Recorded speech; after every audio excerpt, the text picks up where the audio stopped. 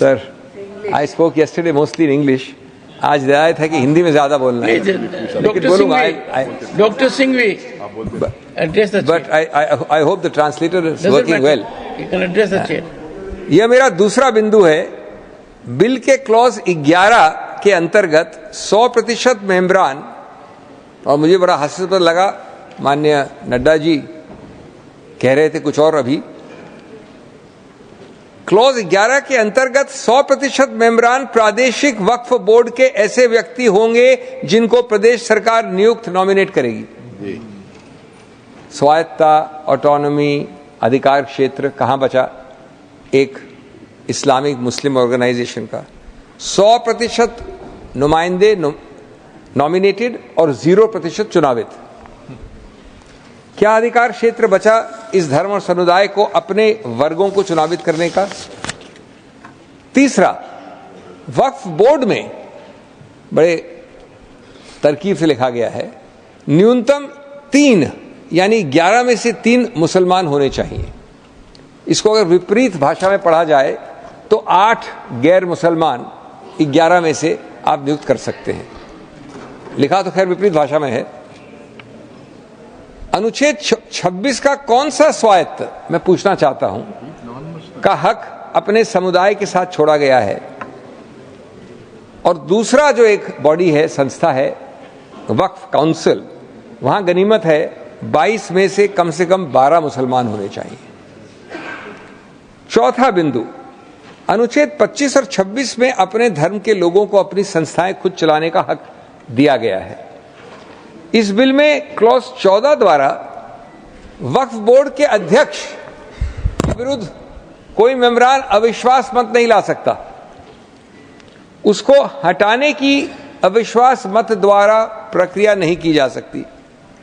क्या गणतांत्रिक प्रक्रिया छोड़ी है सरकार ने इस बिल में? क्या स्वायत्तता बची है? बचा है तो सिर्फ सरकारी नियंत्रण। पांचवा बिंदु, पहले पुराने कानून में वक्फ बोर्ड के सीईओ को मुसलमान होना अनिवार्य था, और साथ साथ 2 व्यक्ति जिनके नाम बोर्ड देता था उनमें से एक नियुक्त करना आवश्यक था। बिल का क्लॉज 15 इस वर्तमान बिल का इस सबको हटा देता है, क्योंकि इसका आधार है अब बिग ब्रदर नॉमिनेशन के आधार पर इसको चलाएगा। छठा, मैं आपके सामने 6-7 एक्ट्स का नाम लेना चाहता हूं। Karnataka Hindu religious institution charitable endowments act 1997, Jagannath temple act 1955, Mata Vaishno Devi shrine act 1988, Tamil Nadu religious charitable endowments act etcetera 1959, Uttar Pradesh Kashi Vishwanath temple act 1983, Sikh gurdwara act 1925, और मेरे पास ये सूची बहुत लंबी है भारत के विभिन्न धार्मिक संस्थाओं के विषय में, भारत के विभिन्न प्रदेशों के विषय में। मैं ये पूछना चाहूंगा इस सम्मानित सभा से कि क्या इसमें से एक भी आप किसी समुदाय धर्म का नाम ले सकते हैं जिसमें उस समुदाय धर्म के अलावा लोगों को नॉमिनेट करने का अधिकार क्षेत्र दिया गया है? किसी एक में?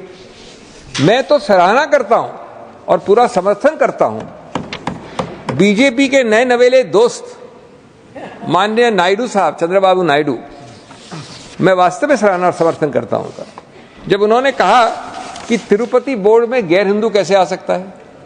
बात सही है बिल्कुल।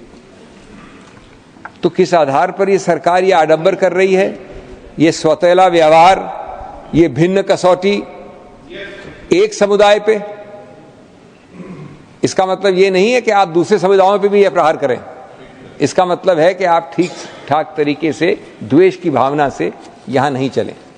चाहे वक्फ बोर्ड का एक्ट हो, चाहे प्लेसेस ऑफ वर्शिप एक्ट हो, एक ही को फायदा होना है, जिसे कहावत में कहते हैं खरबूजा छुरी पर गिरे या छुरी खरबूजे पे गिरे, आखिर में कटना भगवे रंग के खरबूजे को ही होता है। अब मैं यह भी बताना चाहता हूं कि इन संपत्तियों के द्वारा जो कुछ हुआ, उन्होंने इतनी चीजों को लिया है, इतनी चीजों को लिया है। एक पुराना उर्दू का शेर है कि मिटे नामियों के निशान कैसे कैसे, और ये जमीन खा गई आसमां कैसे कैसे, इस जमीन ने कैसे कैसे लोगों को अपने में समा लिया, इसकी तमाम तारीख गवाह है। अगर मैं इसमें बहुत डिटेल में जाऊंगा तो सदन का बहुत सारा वक्त जाएगा, परंतु मैं एक बात ये कहना चाहता हूं कि जब इतना ज्यादा आगे बढ़ गया तो फिर कोर्ट ने आगे इंटरवेंशन करना शुरू किया। मैं डिटेल में नहीं जाना चाहता हूं। अभी कार्तिकेय शर्मा जी ने बहुतों ने बोला सैयद फैसल का case versus union of government, Allahabad high court के केस को कहा, मगर Bashir versus state of West Bengal case में उन्होंने बहुत क्लियर कट कहा है कि waqf is not a religious denomination in accordance with Article 26 of the Constitution, so the matter relating to the restricting the economic, financial, political and other sectoral activities that may be associated with religious practice under Article 25(2)(a) of the Constitution can be regulated by the state. तो मुझे लगता है अब इसके बाद कोई किंतु परंतु का स्कोप नहीं रह जाना चाहिए। परंतु उसके बाद भी सभापति महोदय जो कानून को न माने, जो कहे संविधान को नहीं मानेंगे और जो ये कहे कि साहब अदालत के आदेश को भी नहीं मानेंगे, तो फिर इसका मतलब उसके मन में तो एक ऐसी बादशाही आ गई है। इसके लिए मुझे सभापति महोदय वो पुरानी वाली फिल्म अगर लोगों को याद हो तो मुगले आजम का वो सीन याद आता है कि जब अकबर ने अनारकली को कैद कर लिया तो सलीम कहता है जब्त मैं करूं जिसकी की जमीन वीरान हो गई है, जब्त वो न करे जिनके सिर्फ शौक के बाद चाहत को ठेस पहुंची है। ये जिल्ले इलाही की बादशाही नहीं बल्कि खुदाई है। मैं कहना चाहता हूं जो संविधान को न माने, कानून का न माने, इसका मतलब वो अपनी खुदाई में जी रहा है। तो ये वो लोग हैं। और वैसे मैं सभापति महोदय खुदाई से आजकल बहुत से लोगों को डर लगता है, क्योंकि जहां जहां खुदा है वहां वहां भगवान है, जहां जहां खुदा है वहां वहां भगवान है। बाकी आप सब बहुत बुद्धिमान हैं। अब मैं ये भी बात कहना चाहता हूं, और वैसे आखिर में उस अनारकली को कैद से छुड़ाने के लिए सलीम का एक हिंदू साथी दुर्जन सिंह ही आया था। मैं कह सकता हूं कि वक्फ की इस मुकद्दस जमीन को अगर कैद करके रखा है तो उन चंद लोगों ने जिनके दिमाग आज भी उन चीजों में भरे हुए हैं कि कोई समझता हम तो किसी जमाने में हुक्मराने वक्त थे, कोई कहता हुजूर नवाब थे, कोई कहता बादशाह आलमगीर थे, कोई कहता है बादशाह गाजी जिंदा पीर थे। तो नदीमुल हक साहब ने जो बोला था ना, किसी के बाप का हिंदुस्तान थोड़ी है, बिल्कुल मैं कहना चाहता हूं जिन्होंने इस देश के लिए खून बहाया उनके बाप का हिंदुस्तान है, उस गरीब मुस्लिम कारीगर के बाप का हिंदुस्तान है। पर जो ये कहते हैं कि आगरे का लाल किला किसके बाप ने बनवाया, आगरे का किला किसके बाप ने बनवाया, दिल्ली का किला किसके बाप ने बनवाया, हैदराबाद का चार मीनार किसके बाप ने बनवाया, उसके बाप का यह हिंदुस्तान नहीं है।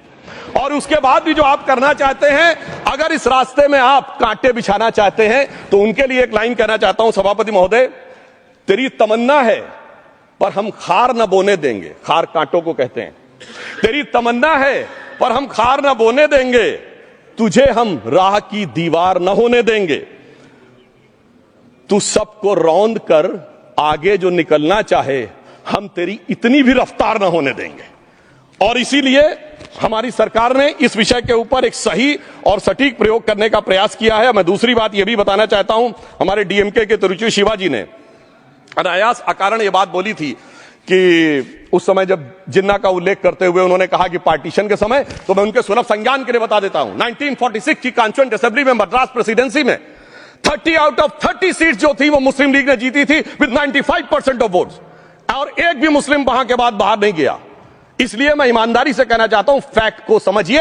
और जो मद्रास प्रेसिडेंसी के मुस्लिम लीग के अध्यक्ष थे और पीजे पोकर साहब बहादुर और मोहम्मद इस्माइल, वही बाद में इंडियन यूनियन मुस्लिम लीग के अध्यक्ष बने, और उन्होंने 28 अगस्त 1947 को सेपरेट इलेक्टोरेट मांगे, जो कोई जाके कॉन्स्टिट्यूएंट असेंबली की डिबेट में पार्लियामेंट किया। आप वेबसाइट पे पेज नंबर 270 पे जाके पढ़ लीजिएगा। सरदार पटेल ने बड़े गुस्से में इस बात को कहा, अब जो हो गया सो हो गया, एक रात में दिल नहीं बदल गया, मगर अब देश के लिए कैसे आगे बढ़ना है उसके लिए ईमानदारी से आगे आओ।